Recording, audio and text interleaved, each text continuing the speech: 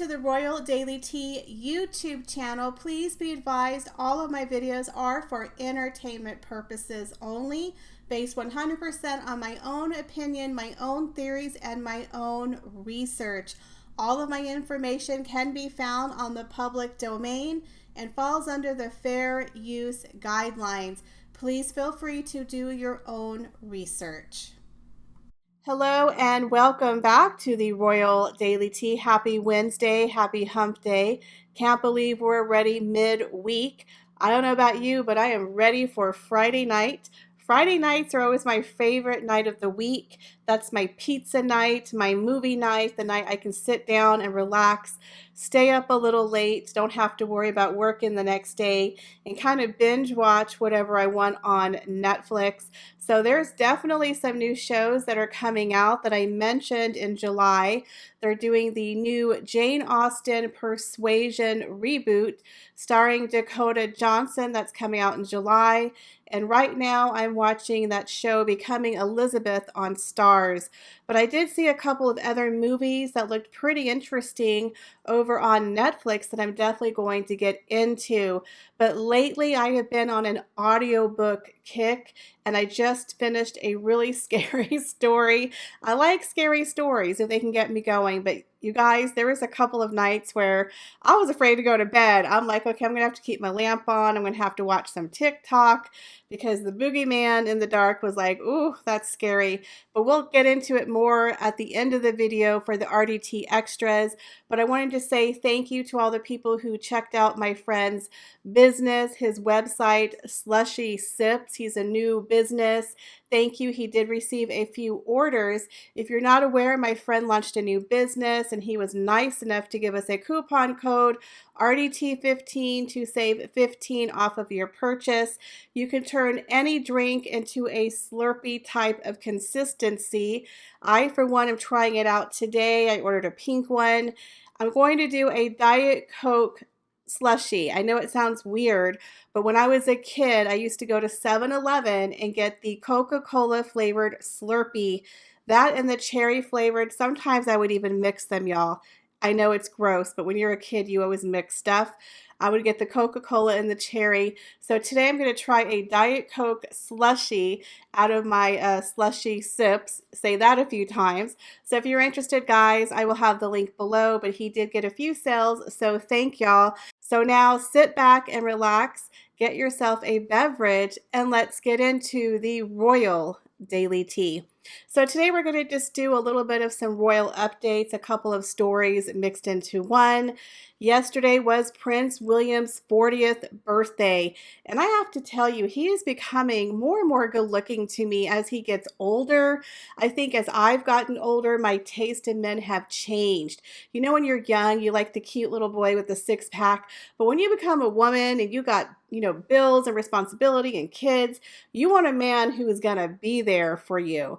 And William, the way he is with Catherine and their kids, he's so responsible. He's such a hands-on father. I love it. To me, he reminds me of his mother more and more. And I think he's gorgeous. I don't care that he has a receding hairline. People make a big deal about it, but his face is gorgeous and his eyes, and I love his character. To me, that is just sexy. I love the fact on his birthday, he went out and he was selling those newspapers for charity. There was no camera crew. It was not a PR stunt.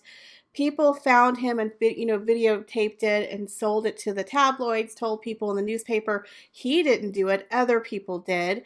Kind of different from another person that we know. But I just think he's gorgeous. I love the fact he's hands-on with his children. Give me the dads. Loving it. Sorry, he is just a very sexy man to me.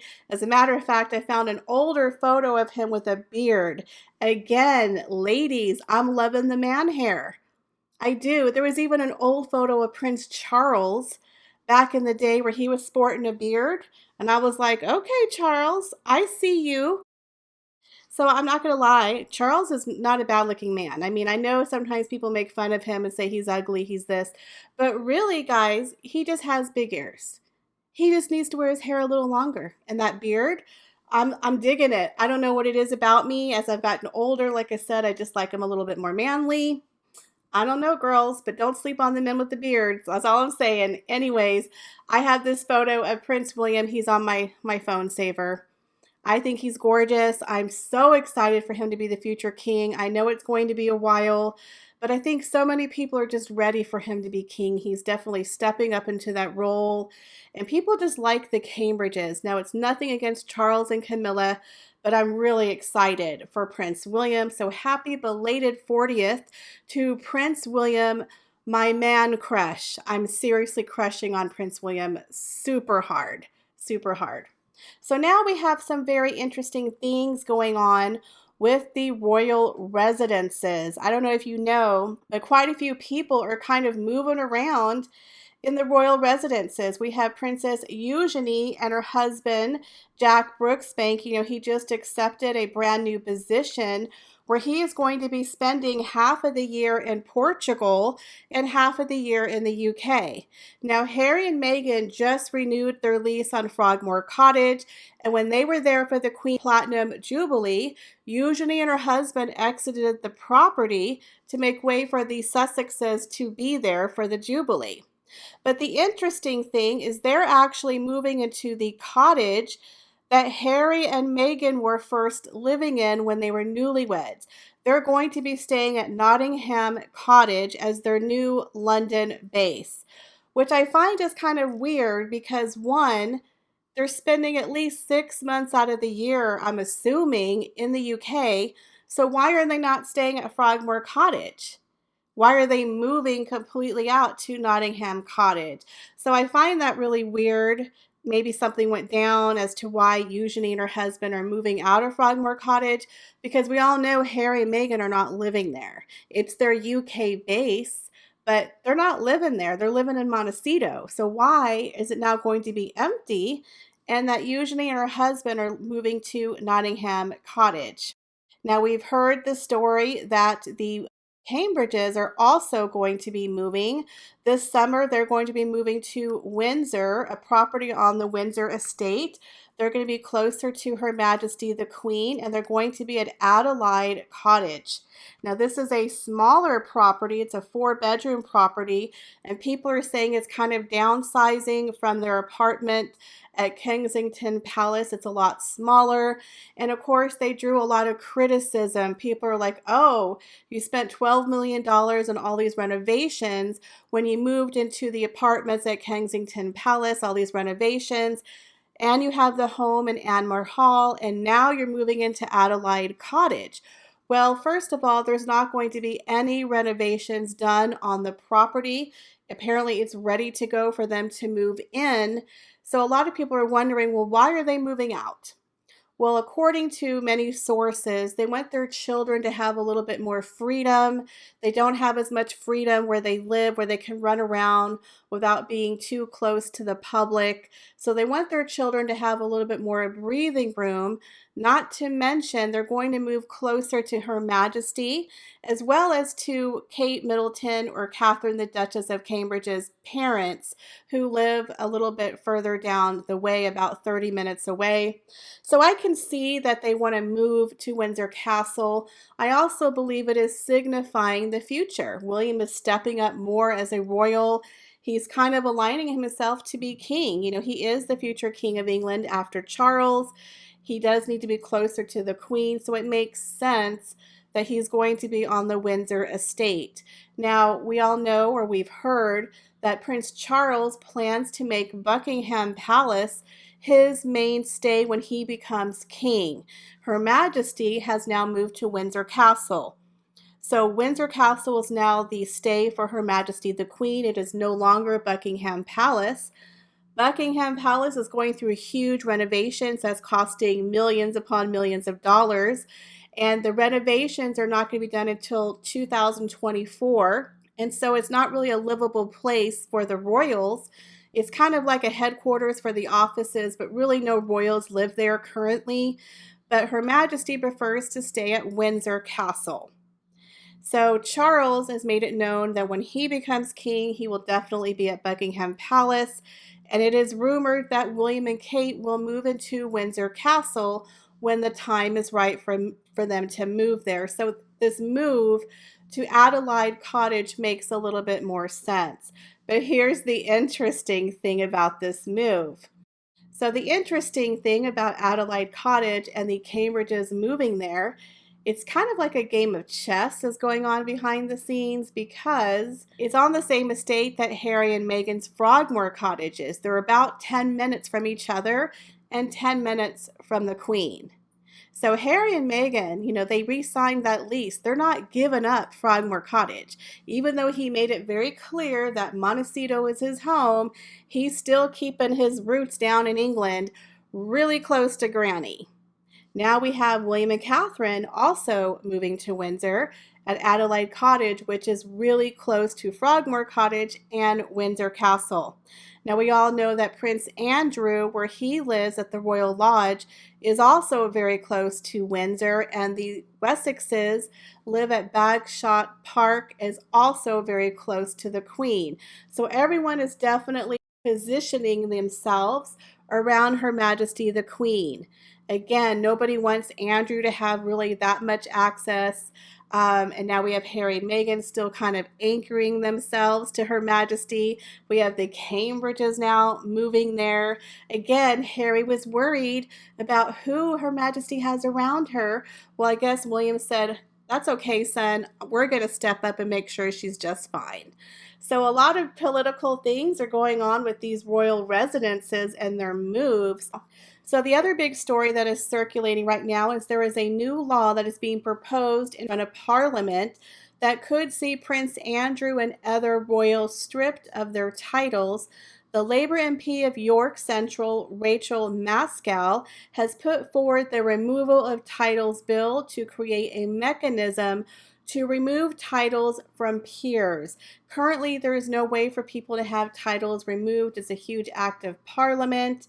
It has to be voted upon and brought up to the Queen. So now they're trying to have it where have this title removed. So this could very well trickle down to the Sussexes if this law is put into effect. So I think that the Duke of York could very well lose that title. I know a lot of people feel very strongly about it. But again, there needs to be something in place to protect people. Just because you're born a royal or given a title doesn't mean you should be untouchable. Now, we know that Andrew, of course, has given up a lot of his honorary military titles and his patronages, but apparently the people of York want that title removed, and so now she is moving forward, pushing for the removal of titles bill. Now, if the bill passes through the House of Commons, the House of Lords, then receives the royal assent from the Queen, which could mean it could be revoked. Now, currently he's not using the title, but he still has the title. So again, if this law passes, it could mean trouble for the Sussexes. So what do you think about that? Do you think this is something that should definitely be put in place? Because if a royal is not acting accordingly, should they have titles that represent cities that they don't really represent? I'm sure the people of Sussex might have something to say about that as well. So these are some of the royal topics that have been circulating. Leave me your comments, guys, down below, what you think about William turning 40. What do you think about the royal houses and the switcheroo going on? And what do you think about the Duke of York possibly losing his title and perhaps a new law going into effect? As always, I appreciate each and every one of you. Thank you so much for stopping by the channel. And make sure you stay tuned, guys, for the RDT Family Extras. Hey guys, thank y'all so much for staying around for the RDT Family Extras. I don't have a ton of things to share. As you know, I still have my Amazon storefront. I haven't added anything new currently, but thank you to all of the people who continue to shop and support me. I do see quite a few Jubilee celebration purchases and some pieces of jewelry. Now, I am working on the Royal Bride series, and the third episode is probably going to come out either later this week or this weekend, and it's going to be the royal wedding dresses part 1. So stay tuned for that. But I wanted to tell you guys that I do a lot of audiobooks from Audible, And of course, you can always check out Kindle as well as the book itself on Amazon. The scary book that I just finished was called The Haunted by Bentley Little. It's about a family of 4 who buy this house. And when they're in the house, all these weird things start happening, and all 4 of them have their own unique experience of kind of a ghost haunting within the house. And at first, they don't tell each other, but then eventually things just start happening where they have to start confessing that they're scared. They all have these weird dreams about a man in the basement. People who come to their house have dreams about the man in the basement. It's really creepy. It's a very good story. It's kind of long, to be honest, but I enjoyed it. Now, I will say toward the end of the book, when they get into the history of the house, it gets really dark. It's a little gruesome. It's a little dark. I actually had to fast forward through like a chapter because I was like, I don't want to hear the details. It's a good book.